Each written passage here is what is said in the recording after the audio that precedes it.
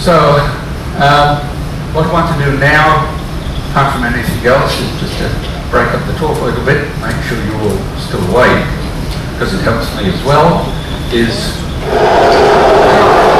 And now the All Blacks, just waiting for the French to peel off the tracksuits, stand in front of them, and receive the challenge of the haka.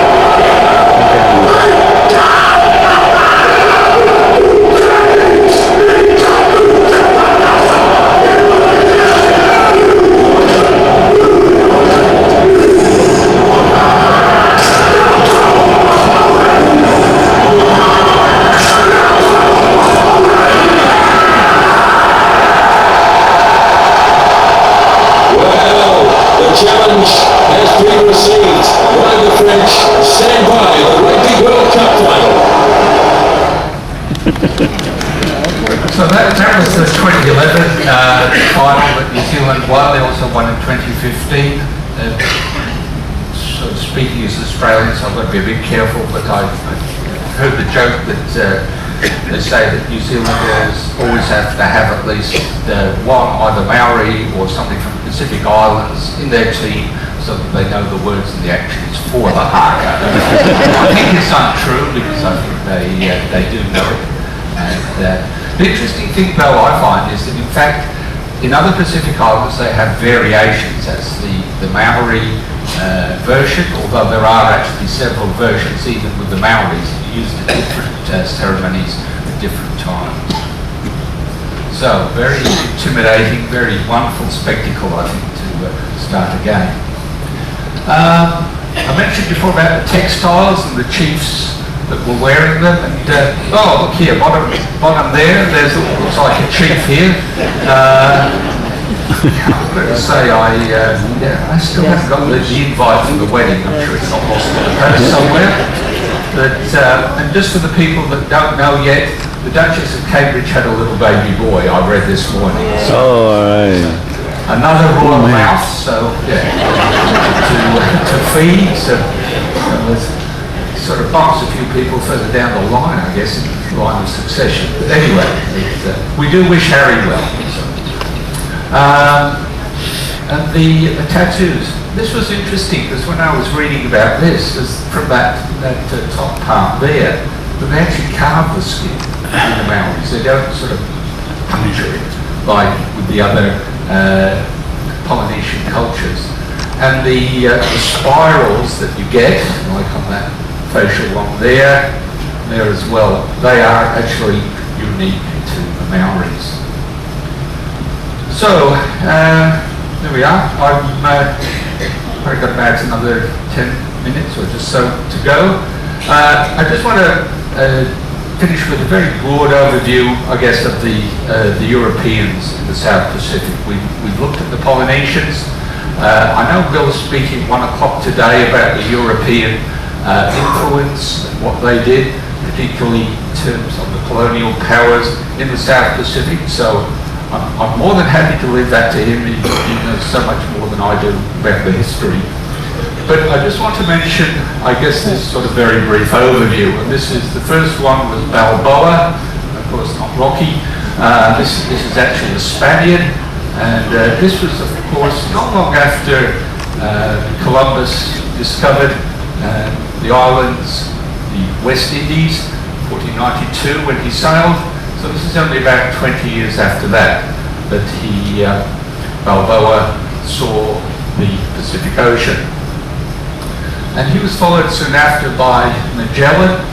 Even though he was Portuguese, it was very much a Spanish expedition that was the first to circumnavigate the Earth. Although he himself sadly didn't make it, he was killed in the Philippines. There was a bit of a lull there between the next series of expeditions, and this was mainly the Spanish, and they were setting out from some of their new colonies in South America and heading westward across the Pacific. It's interesting that Norfolk Island actually issued a whole series of stamps in the bottom left-hand corner there to, I guess, honour the early Pacific explorers. This was one of the first ones, often just referred to by the name Mendana. So he actually established that colony on the Solomons, but it didn't last. And the next Spaniard through was de Quiros, and he was part of that Mendana expedition in 95. Noting here that he actually set sail from Callao, just outside Lima in Peru, sort of through the islands, which is a very poor, I've had to put the arrows in because the image doesn't show it very clearly. He got to the area around the New Hebrides, as they were called. We know them now, of course, as Vanuatu. Then he actually headed northwards. His ship headed northwards. He missed the Hawaiian Islands, but came through, eventually ended up at Acapulco in Mexico. The next one, and this is coming from, I guess, a completely different direction, was Tasman, who came through. Of course, by then, Batavia, the Dutch East Indies, had been established, and he headed off from there. So he came through, he found what's now Tasmania, or Van Diemen's Land, New Zealand, and then came through a number of the islands, and then made it back through to Batavia. He did have a later expedition where he looked at and explored the northern coast of Australia, and again made it back to Batavia. I'll just mention very briefly Samuel Wallis, but of course I know Bill mentioned him the other day, so I won't dwell on him too long. But I like the fact that he went and renamed other islands, one after himself, Wallis Island. I sort of think, that's pretty good. I suppose you could say that, if you discover it and you've got the naming rights. But I also wanted to make, I guess, a small point that while we've talked about New Caledonia a lot, French Polynesia, the Society Islands, Marquesas, there is a small French collective called the Wallis Futuna. That's just to the north of Fiji, just a few small islands there. Bill also mentioned Bougainville the other day. This was, I thought, interesting in that the French were now becoming a lot more active in the Pacific. And this was the first French circumnavigation under the command of Bougainville. He got to Tahiti just after Wallis. And actually I want to come to the next slide because, in fact, he came very close to discovering the Great Barrier Reef. It was written that he approached it, probably somewhere up through there. He saw the breakers, he saw, he could hear the sound of the surf. He was reluctant to go any further in case something happened and he couldn't get back out. So in fact, instead of sort of heading westward, then finding the Australian mainland, he actually headed northwards away from the reef, got to the island of Bougainville, which now bears its name, and for those of you who have the Bougainvillea plaque, again, named after him. James Cook, I put there Lieutenant James Cook, because in fact when he did his first voyage he was a lieutenant, wasn't captain. But I know again Bill's got to get a talk on this, so I don't want to repeat what he's going to tell you, because I just want to touch on really one point. And that was when he was in Tahiti, he picked up this native called Tupaia. That middle image there actually is the front cover of a book that was written about Tupaia. Now Tupaia probably comes as no surprise to you that he, with the Polynesians, they had a wonderful knowledge of the islands of the South Pacific, and it was written that he actually had knowledge of 130 islands in the South Pacific, and clearly he was of great assistance to Cook. But I'll leave the rest of that to Bill. La Perouse. I'm thinking of Cook has a number of things named after him. La Perouse has a Sydney suburb named after him. He met with Arthur Phillip in Botany Bay, but was never seen again. This was part of his journey around the world, starting in France, 1785, did a loop sort of round there, around North America, past Hawaii, and then into Southeast Asia, got up to, I think he was up around the Kamchatka Peninsula in Petropavlovsk, and he got a message to say, head down to the Great Southern Land, we're worried about the English down there. And so in fact he saw Arthur Phillip in Botany Bay, but was never seen again. And in fact, it wasn't until a lot later that they found his ships were wrecked off the Solomon Islands.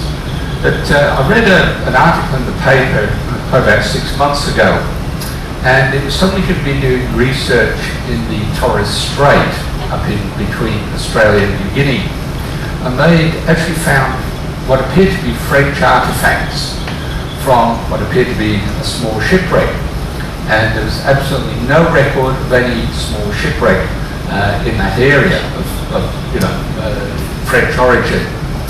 And what we do know is that in fact some of the survivors of La Perouse's expedition had in fact built a small boat and apparently had headed westward, presumably trying to get to somewhere like Batavia, and but obviously never made it. And there's the theorising that unfortunately made a bit of a grisly end on some of the islands in the Torres Strait.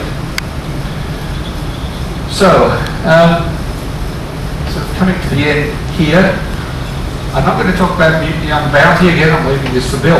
But what I did want to mention is whatever you might have seen, read or heard about Bligh, one can't deny that he was really a master navigator. After being put off the Bounty, Tonga, he called into an island called Tafua for a couple of days before the natives got unfriendly. Now, as far as I'm aware, he never called in at Fiji or Vanuatu, but we do know he called into an island that's now called Restoration Island, just off Cape York Peninsula. And I know about that island because it's just near some of the amber beaches where we look for the amber. And from there, he made his way all the way to Timor, which I think was just a superb bit of navigation if all you've got is a long boat. Okay, I've just got about 3 or 4 minutes to go. Well, I'd like to actually finish with talking about what happened. Again, I'm coming back to New Zealand. How many people here went to New Zealand on the Nordam before? Oh yeah, a few, more than a few. Heaps. Oh, wonderful. Oh, that's great. I was hoping there'd be a few, so that's great. The first people in, really, this was typical of South Pacific, the whalers, the sealers. They very soon after the countries were found and discovered, they moved in. And they were followed very quickly by missionaries, and certainly you would have seen that on American Samoa yesterday, how many missionaries had come through all the various denominations. This was New Zealand. This is actually a place. Oh, I've got to ask, did you call it the Bay of Islands? You had to miss it. Because it really is, I'm sorry to say, it's a lovely spot. But this was the first place, sorry, it doesn't make you feel any better, I know, but sorry. It really is a lovely spot and very important, you know, from a historical perspective. So that was about Samuel Marsden, and the first settlement was established there. And I'm sorry to say, I did call it a few weeks ago on another cruise, but we got in. That mission house that we went to is the oldest building in New Zealand. Soon after the whalers and the sealers and the missionaries, then we have the traders, particularly in the area around the Bay of Islands. The kauri trees were extensively logged for their timber. The flax that the Maoris used, particularly when they wove it for their textiles or their clothing. And then also, sorry to say, the Bay of Islands is the place where they signed the Treaty of Waitangi back in 1840. So it was very good to go there to understand the history of what had happened with this between the New Zealand, the British Crown, and then the Maoris. The waka, the war canoe on the right, was actually built in 1940 for the centenary of the signing of that treaty. So, did you get to Akaroa? Yes. Oh, thank goodness. Good. I'd hate it if you said we missed that as well. It's interesting because, as you would have known when you were there, there's very much a French influence. And that was because they established a little colony there, but it didn't sort of really last after the signing of the Treaty of Waitangi. But I like this picture, the bottom right-hand side, mainly because I'm a geologist. That whole area of the Banks Peninsula, as you see, is quite distinctive. That represents the remains of an ancient volcano that since it's had all the erosion, and hence there's that where you can, cruise ships come in through there and then you just tender in to Akaroa. Okay, so I'll finish with the New Zealand Wars. That was the series of armed conflicts. With an interest in, I guess, heritage sites. I'm particularly interested in these things called the pars. They're forts, they're hill forts. I must admit, I was born in England, so I'm always interested in particularly the Iron Age. They have the hill forts. People built very defensive structures on the tops of hills. Particularly in the North Island of New Zealand, you've got a lot of volcanic cones, which of course make perfect places to defend. You put in sort of palisades around it and you can compel the native tribes. So I'm now going to leave it because I'll leave this to Bill. I know he's going to talk at 1 o'clock about the colonial powers in the South Pacific, the French, the German, and then of course mainly the British.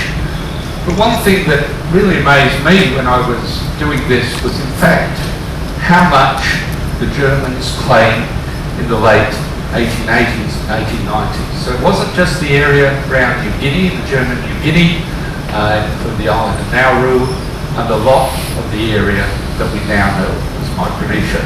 Anyway, look, my time's up. Thank you for coming along, and I will be out for that.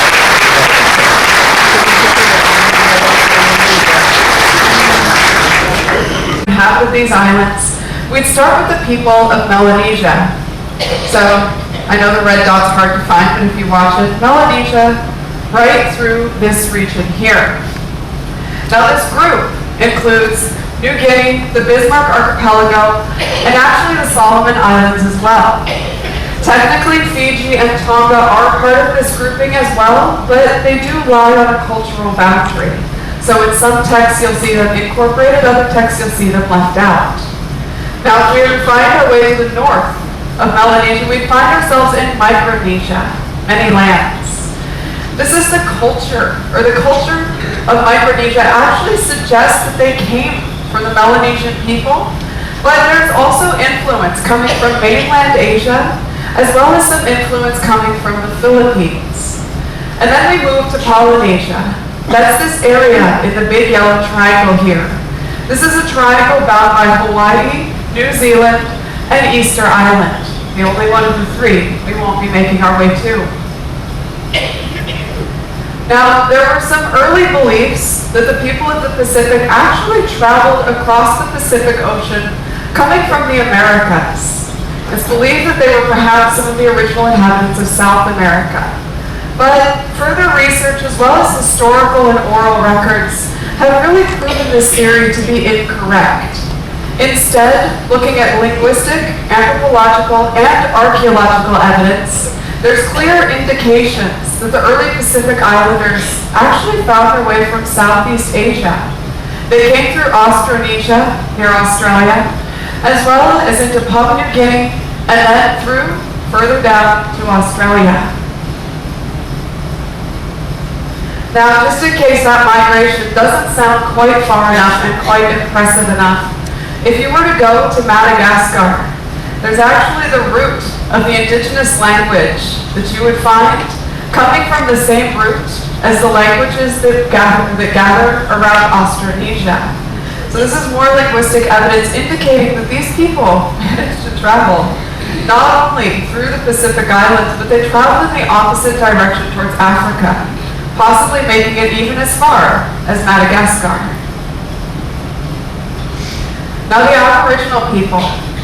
Archaeologists believe that the Aboriginal people possibly began arriving at the shores of Australia between about 60,000 years ago. That is a huge span of time. And as you can imagine, things would have been fairly rudimentary back then. This is a pretty remarkable discovery as well, because even though 60,000 years ago, there was a lot more land mass. There were land bridges that would have closed some of the gaps between these incredible expanses of ocean. The Aboriginal people, or the original Aboriginals that came to Australia, still would have had to have traveled over 30 miles of open ocean to find themselves on the Australian continent.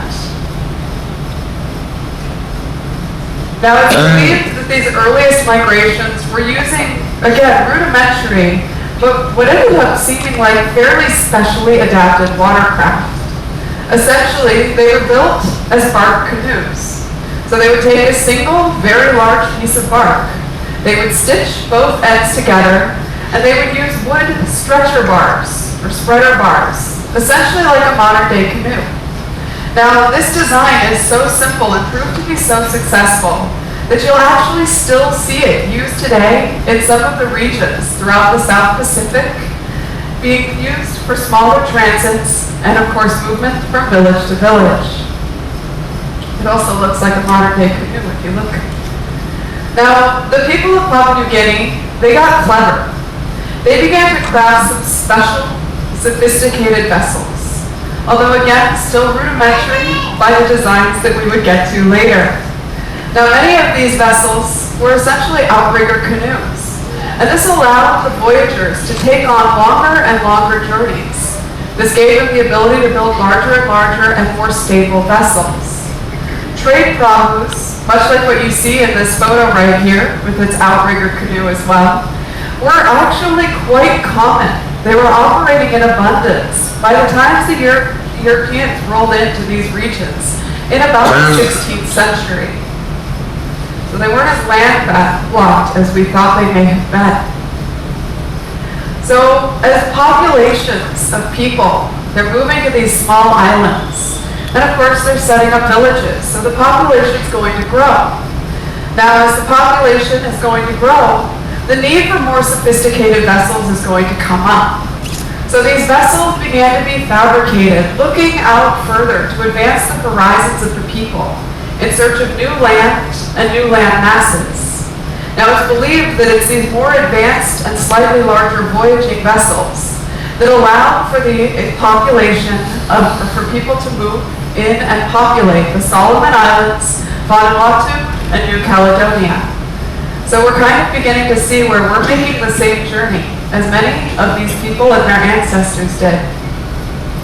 Now there are stories and legends, and of course oral traditions, that state that people were actually traveling throughout all of these islands as early as 20 to 30,000 years ago. But of course, at that point, it's all just coming down through the pipeline of history. But there's no actual evidence of settlement, and that won't appear until much later. But if we were to think about it, again, what kind of vessel would be required for such a voyage? And that's where we believe that they started moving in to slightly more advanced, double-hulled canoes at this point. These were believed to be the common practice now for longer ocean voyages. They were fairly stable, they were very swift, and they could hold a fair amount of people in addition to the supplies that would be needed in order to populate a new land. Now these vessels, of course, this is before the times of metal. So these were made using entirely botanical substances. You're looking at plant fibers, you're looking at palm fronds, you're looking at wood used to build these incredible traveling vessels. But that's not the only thing that's going to get you out and about, because you're going to have to develop the skills as well as the innovation to specialize these watercrafts, and of course, again, we'll get to it in a bit, to navigate these to various lands.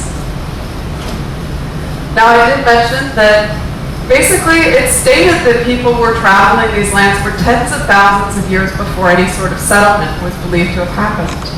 But again, we in the modern era, we like to have our hard evidence.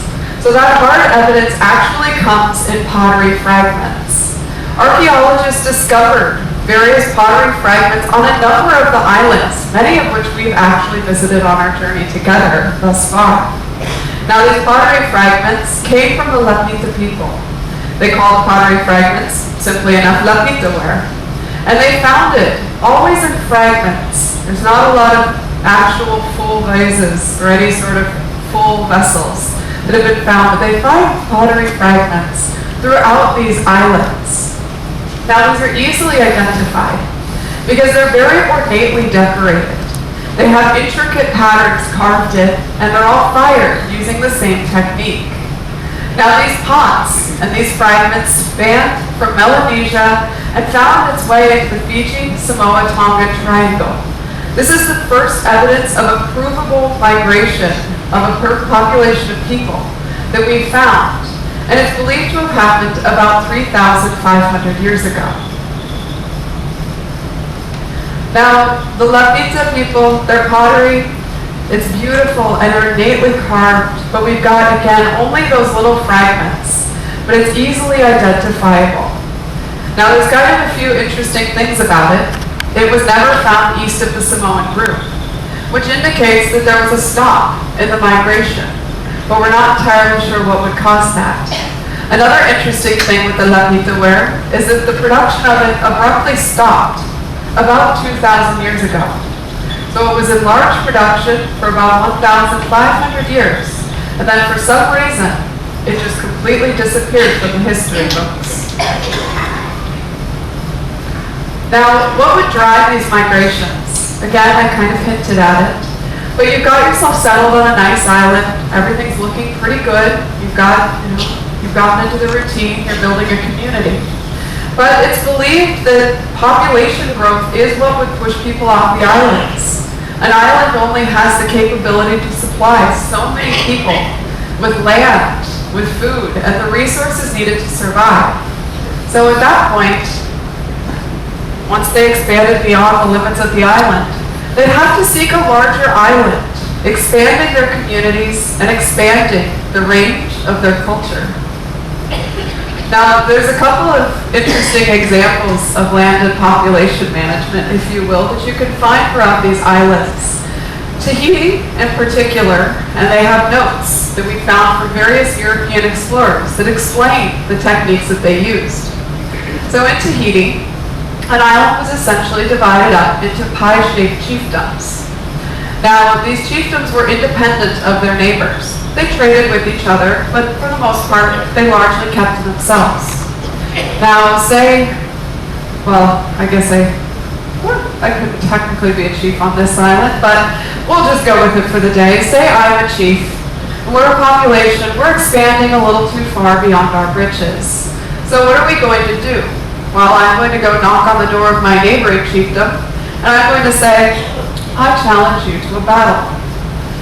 A fierce battle would ensue, and the losers would essentially have to vacate the island. So, with you guys as my team, or as my tribe, I expect you to fight hard. Remember, we're in it to win it.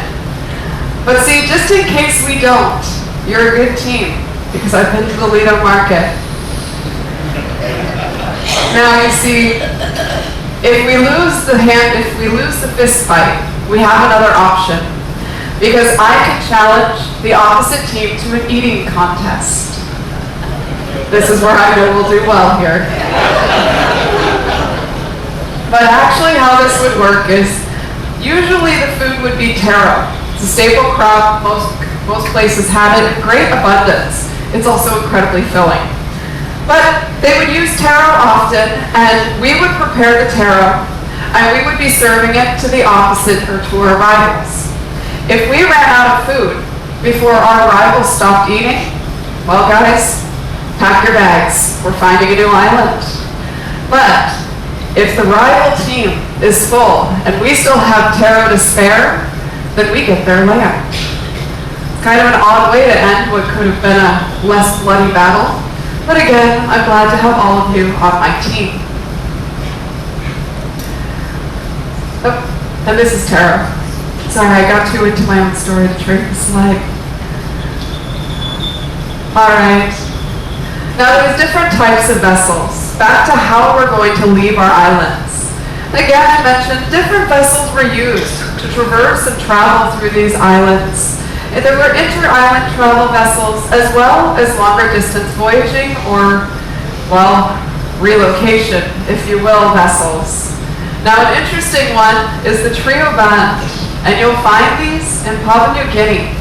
And this is the Trio Band Island, and the vessel is called a kula. Now this is a kula canoe. It's quite beautiful, they're very well decorated, and they're used for the tradition of bride hunting.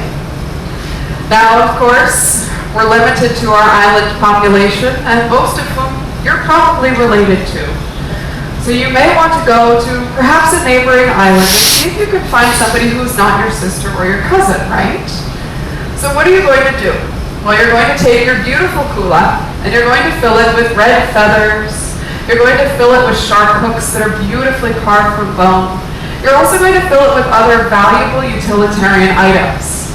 You're going to paddle over and you're going to try and find yourself a new bride. Now, on some islands, this tradition still exists. However, red feathers, not worth quite as much these days. Today, these canoes are often filled with iPods, iPhones, and DVD players. Alright, so we have a few anecdotal stories, and we know a little bit about the people that were making the travel through these islands. But again, what were these vessels? How were they developing them? How were they building them? How were they used? We also, again, we have a little info about why they left. And then, of course, we have some unsettled islands out there. These islands have yet to be inhabited. So again, after about 1,000 years, the Lapita people and the others that were existing on these islands, well, there was another mass migration. And again, we're not entirely sure what led this. It could have been a catastrophic event, could have been weather patterns. Again, it could have been just population expansion. But at this point, they were going to begin making their way to that Fiji, Samoa, Tongan triangle. So our migrations are beginning again. Now the first wave is believed to have come from the Marquesas Islands. This is about 2,000 years ago, and they first started making landfall in Tahiti. So this is where we had those pie-shaped chiefdoms beginning. And of course, that actually is believed to have existed on other islands as well. But with this migration, this is also where Hawaii begins to come into play. Now, many of us know that The Tahitian people actually were who really populated the people of, or created the people of Hawaii.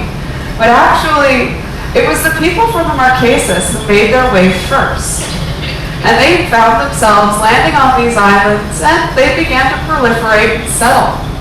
Well, when when our next wave of people came in, this pushed a lot of them out. But what we were left behind with is the small island of Molokai, which many of you probably have not visited, as it's not a common one for people to make their way to when visiting the island chain of Hawaii. But Molokai actually has a Marquesian-based dialect of Hawaiian, as opposed to the Tahitian-based dialect that you'll hear throughout the rest of the islands. Now, it's an interesting little thing to encounter, and it's interesting to watch how the languages and the people come in and push each other through. So now, explorers are coming through, we've got migrations, and they're displacing people and forcing people out to the further expanses of the Pacific. Now, they followed a tradition. They believed that they needed to sail from one landmass to another. So instead of us, where we're going to set sail from Hawaii, and we're going to find ourselves in Vancouver, they would be looking for the next closest landmass. And keep in mind, this is still an unknown world. But they would find their way, making their way, and they would island hop, essentially. So it's believed that, and actually it's almost certain, that the Polynesian people, again, following this tradition of island hopping across the oceans, would have been the very first people to inhabit Easter Island. Now, if they made it to Easter Island, why would they stop sailing? And so there's actually belief, and there's even some evidence, although it does depend, it's a choose your own adventure as to how you want to take the evidence or read into it. But there is evidence that they may have even made contact with South America. Now this evidence, and again, this is a choose your own adventure, because there are arguments standing in the pro and con categories of all of these. But the sweet potato. Now the sweet potato was found in the South Pacific long before Europeans found themselves here. The sweet potato is native to the Andes. So there's a few ways it could have found its way there, or found its way back to these island chains. Of course, it could have floated across the ocean and found a nice settlement and began to proliferate itself as a plant. Or it's possible that it was traded and it was returned back home to these island chains where the crops began to be cultivated. Now another interesting one are the chickens. We've seen a lot of chickens on these islands, haven't we? We'll see more when we get to Hawaii. Now these chickens, seemingly boring chickens, are believed to have originally, they thought they came from Europe. But they began doing genetic testing on some of these chickens. And again, there's a school of thought and indicators that these chickens did not actually come from the Europeans. There's indication that they came from China. Now this would indicate, again, that we have our people sailing and trading far out into the expanses and the reaches of all of the Polynesian islands and the continents and major land masses that surround them. So now again, there's contradicting evidence. But then, interestingly enough, and somewhat more recent to come to light, there are stories, again with the oral tradition, that the Polynesian people actually met with and traded with both the indigenous people of South America as well as the indigenous people of the Pacific Northwest. Now it's kind of a fun thing to do with your eye.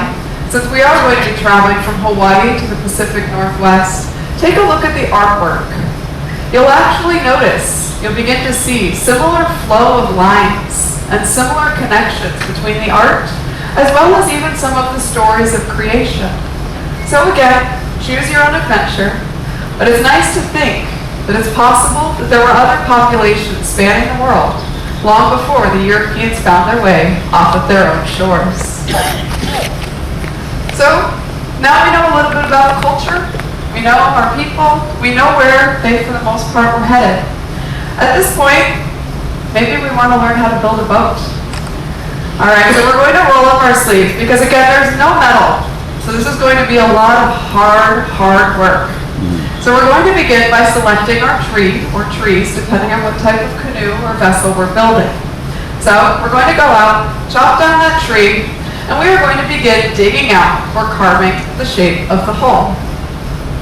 We are going to do this using a shell or stone axe, and we're going to be using an adze head, which will be lashed to a stick or a wooden handle, creating a nice carving implement, allowing us to begin the painstaking process of whittling down a giant tree into a voyaging hull. Now, the surfaces are going to be rough once we're done with this, so we can use coral stones, pumice stones, or shark skin to sand it down so that it's nice and smooth and can travel well through the water. Now, if we'd like, maybe we'd want a little more freeboard just in case we're packing heavy, lots of extra shoes, lots of formal gowns for this trip. So we're going to need a little more freeboard. So at this point, we're going to take long strips of bark and we're going to stitch it. We're going to use a spindle and thread to drill those holes. And we're going to use those holes and we're going to stitch that nice long strip of bark. We're then going to use either breadfruit sap or some form of tree sap to seal all of those holes to give us that just extra element of freeboard and hopefully will help to keep the water out. Now, even with all of our better efforts, it's anticipated that bailing will be somebody's job on board. So if we have any volunteers, now's the time. Now, any sort of rope or line or lace or thread that we need, this is going to be crafted with woven coconut fiber. It's a pretty painstaking and long process to weave all of these intricate tiny fibers into a nice strong thread. But it's going to be strong, it's going to be versatile, and it's incredibly functional and durable for this trip. Now, nobody wants to paddle across the Pacific, so we're going to want to build some sails. How we're going to build sails is using the pandan palm. It's a fairly common plant that's grown throughout these islands. You've probably spotted it without even knowing it. But we're going to use these nice, long fibers to begin to weave our large sails to catch the wind and bring us across the sea. So now at this point, we hopefully have a successful voyaging vaca, right? Feeling good about our boat building skills? Maybe we'll stay on this one. But that's okay. We have to pack for this voyage. So what are we going to pack? Well, there's the obvious things. We're going to want to bring seeds. We're going to want to bring our own staple crops with us because we don't know where we're going to go. And frankly, I'm not sure if anybody wants to be the first to try the poisonous plant over there. So we're going to begin packing seeds as well as some various utilitarian things like breadfruit. We're going to bring, of course, some taro and coconuts. And then, of course, those seeds for medicinal plants. These are important because if we get there, we don't want to find ourselves in trouble. Now, we also really are going to be at sea for an indefinite length of time.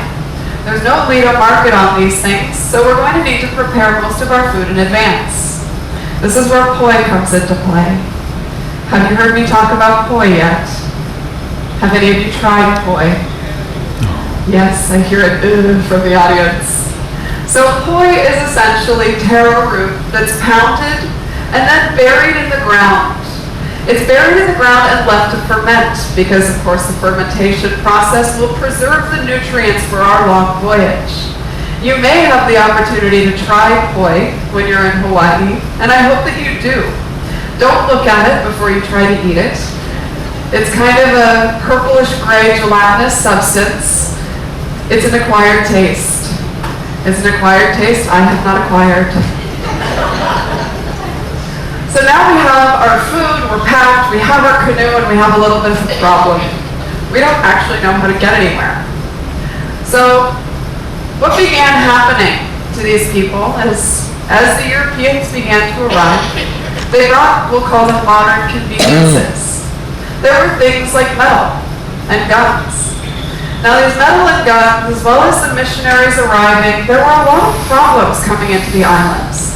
New cultures, new trade, new opportunities, but these did come with some downsides. Now, many of the missionaries actually ordered the destruction of the canoes all of the canoes, from the voyaging wacas all the way down to the smaller, even inter-island transit canoes. This was essentially to keep their new converts from going back to their old ways or to their communities.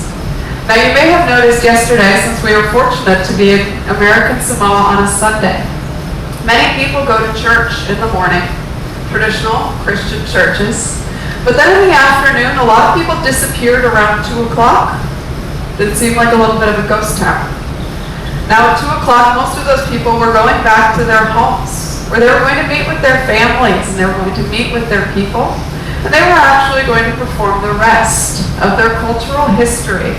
Now, American Samoa, again, I mentioned, has been pretty true to their traditions for about 3,000 years. But essentially, I digress. But essentially, the missionaries came in and they were trying to keep their converts isolated. Now, also, with metal and guns, allowed the opportunity to, well, essentially control your land, but also to control your enemies a little bit more. So it wasn't so much an issue of I'm taking over your land as much as I'm getting rid of your people. Now, at this point, we have isolation, and we're getting restrictions. And what this is going to eventually cause is a loss of knowledge. Now, navigation skills are taught. They're taught to generations, and they're learned over the lifespans. And then, of course, they're advanced. But if you're not sharing it, if you're not able to leave the islands and use this knowledge, it's going to begin to fade a great deal.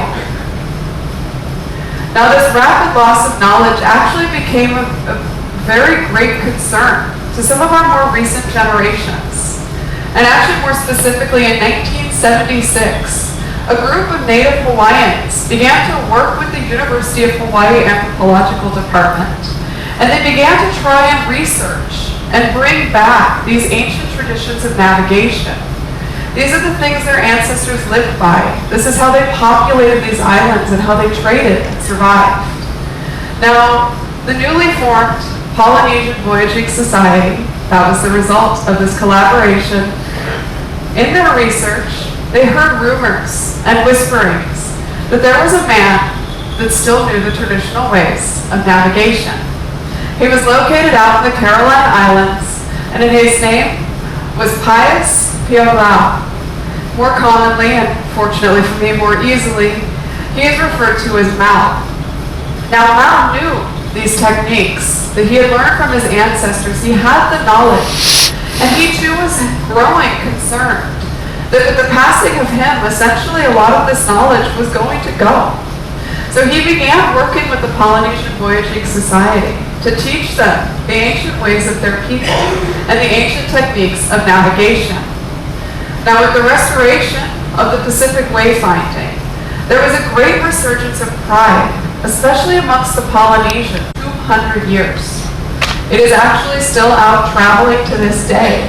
And if you're ever fortunate enough to get an opportunity to spot it as it sails into one of the many harbors that it visits in the world, I definitely recommend going down to visit.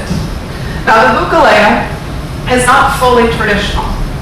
It is a fiberglass hull, and there are a few, we'll say, slightly more modern safety nets, just to keep the crew safe.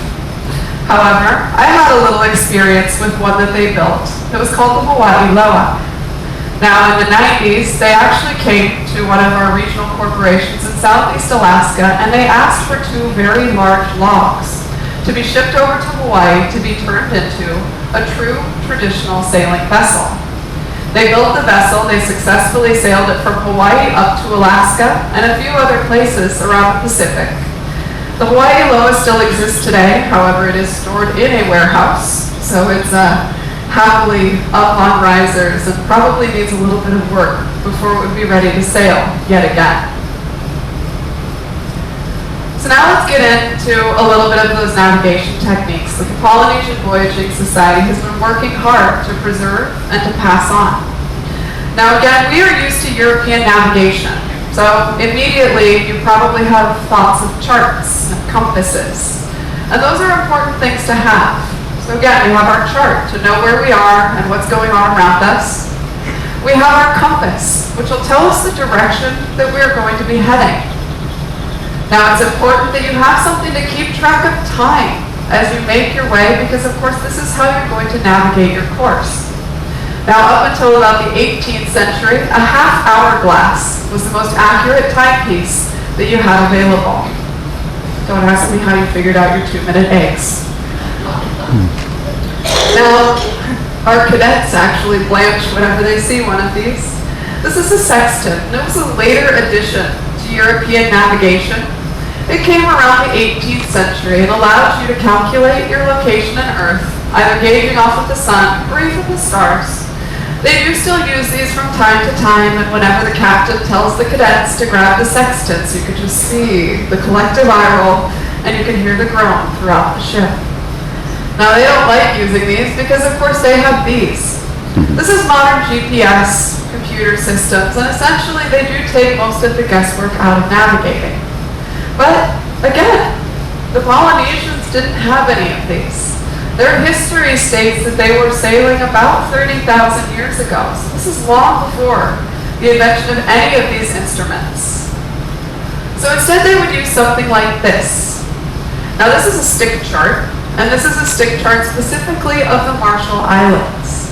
These essentially would be teaching tools. So you would get to use this chart while you were learning the navigation techniques. The would-be navigator priests, and yes, they were actually priests as well, because these techniques were held so sacred and they were considered so important to the people that you were amongst the highest of the people within your tribe or within your culture. So again, it was so important you couldn't be held in higher regard short of being an actual chief. So now how do you read these charts? Well, simple, right? We all know exactly what this means. No, not really. The straight sticks on these charts are representing our prevailing wind directions. The bent and curved sticks are the wave directions. The shells are the islands and any sort of specific island grouping. This chart again is part of the Marshall Islands, so it will bring you through from this, which is the training tool, to this, which is the actual map, or to the same chart just drawn in with the island names in place. So you're starting to see where things get a little bit more familiar, right? And then this is an actual view of that very same island using modern mapping techniques. It's pretty impressive. Now, these are still tiny islands. They're tiny spots out in the middle of the ocean, so how are we going to find them? Well, again, we're thinking of it the wrong way. Most of these voyages weren't specifically sailing to a particular island. They were just in search of any island. So this opens things up a little bit, because each island actually will give a range of about 25 miles off of its shore of various indicators, clues of its existence or its presence there. So if again we look at this, these tiny little islands, but we add a 25-mile radius of hints, then you're going to be able to find, there we go, essentially a continent of islands. Lots of overlapping. Almost about to cross the equator as we head northeast. Hopefully we're all enjoying the cruise. Hopefully we're all taking advantage of the cultural opportunities along the way, meeting new people, seeing different things. Some of us might just be looking forward to getting to Hawaii or Vancouver and getting on with whatever the next thing is on the itinerary. But spare a moment for those who travelled many centuries before out this way from Europe. Why did they come here? After all, they didn't have ships like the Nordam, much more modest. They didn't have a great crew like we have. They had a pretty rebellious lot as their crew. They didn't get chocolates on their pillow at night. My purpose this afternoon is really to talk a little about what interested the Europeans from centuries ago have in this part of the world. Now, Phil spoke about some of these people this morning in his great presentation on Pygmies, Polynesians and preachers. And I'm going to expand upon that and mention the same people but in a wider context. To begin with, a bit of frivolity. This is how those of us who live down under might see the world somewhat differently to those of you who live in the north. Because we in Australasia don't necessarily see London as the cultural centre of the universe, nor do we see Washington DC as the centre of the planet. Let me suggest further that Europe, Africa, Asia and the Americas derive their significance from what is there, but the Pacific Ocean gains its significance from what's around it. As we can all see and appreciate, to the east we have the Americas, North America, Central and South America. On the west we have Russia, we have Japan, the Koreas, China, Southeast Asia, right down to Australia. And to the south, well off the map, is Antarctica. There are also some significant islands, some of which we're visiting: the Hawaiian Islands, the Philippines, New Guinea, New Caledonia, and of course New Zealand. There are tens of thousands of smaller islands and atolls in the Pacific.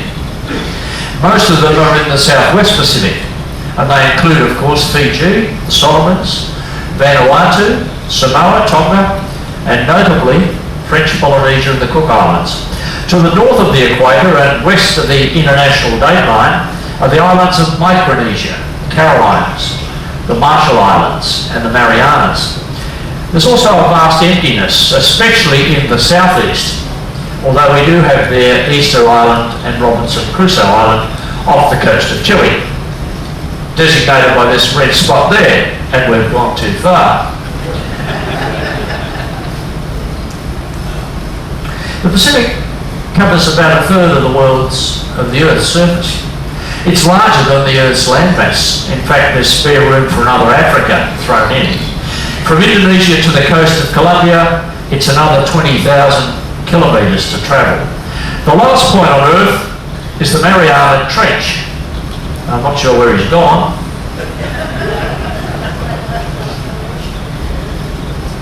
No, we're not there yet. I've lost the Mariana Trench, never mind. There he is. The Mariana Trench is off the Mariana Islands up here.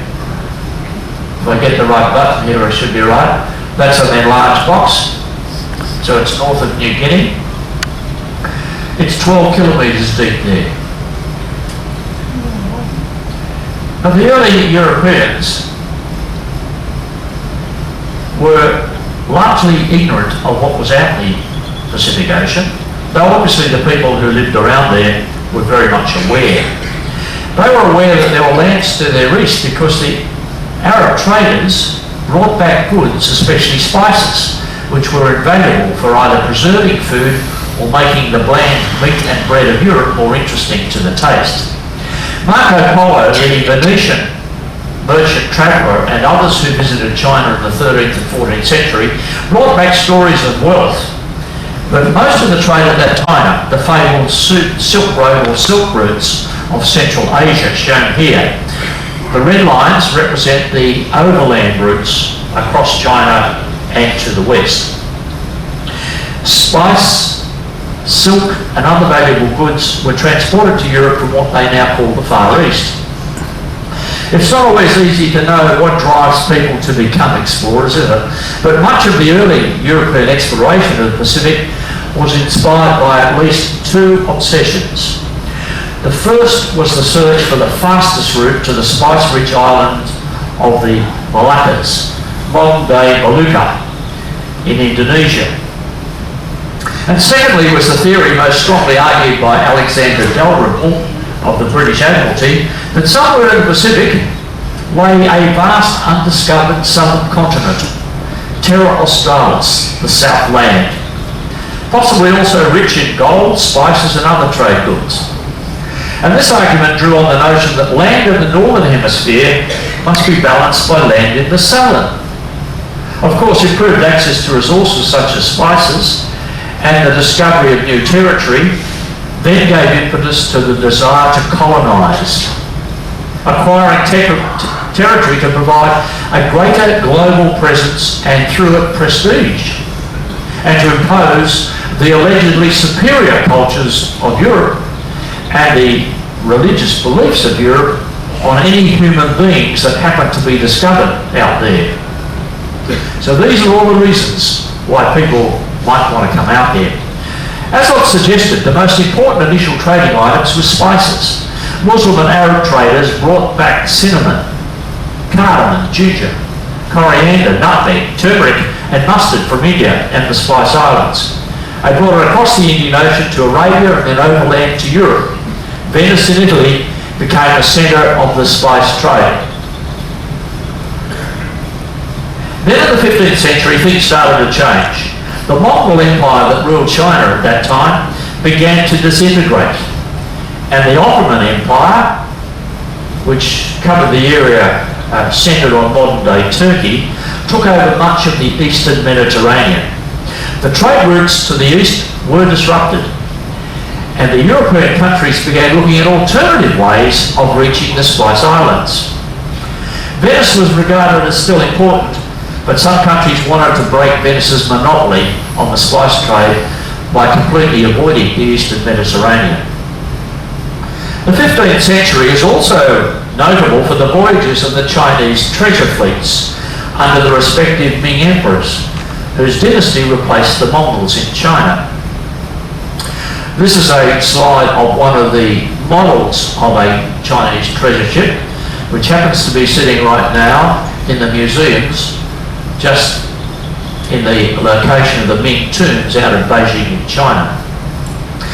The book 1421, The Year China Discovered the World, which was written by Gavin Menzies, a Brit writer, explores the theory that the Chinese sailed south towards Antarctica at this time, and even visited the southwest and northeast of Australia in the early 15th century. He goes on to further suggest that the maps the Chinese produced assisted greatly in the subsequent European exploration of the Pacific. The Chinese at this time were more interested in trading and gaining recognition as the Middle Kingdom than with any territorial conquest. I might comment that that book, while it has some apparently sustainable theses, has been disputed by many notable historians. So I leave you to make up your mind if you ever choose to read it. But back to the Spice Islands. There were two ways to reach the Spice Islands. Christopher Columbus of Genoa believed that the world was a sphere. So he thought that if he sailed west across the Atlantic Ocean, he would eventually reach India. As we know, in 1492, leading a Spanish expedition, he sailed across the Atlantic, but instead of finding India, he found some tropical islands, which became, of course, the West Indies. These are his voyages on the lower left slide. Columbus made 4 voyages to the West Indies, in each case believing he'd reached Asia. In fact, he'd found the New World. Now, we're all aware that not everyone at the time agreed with Columbus. The flat earthers of Columbus's time expected him to fall off the end. It turned out that Columbus went to his grave in 1506, not knowing where he had been during his 4 epic voyages, nor what he'd actually discovered. Enter Vasco da Gama. The Portuguese had found their own way to the Spice Islands by sailing down the west coast of Africa. In 1498, Vasco da Gama rounded the Cape of Good Hope at the southern tip of Africa. He then sailed up the east coast of Africa, crossed the Indian Ocean and reached India. Curiously, in the process, the Portuguese also discovered Brazil, because in sailing south from Portugal,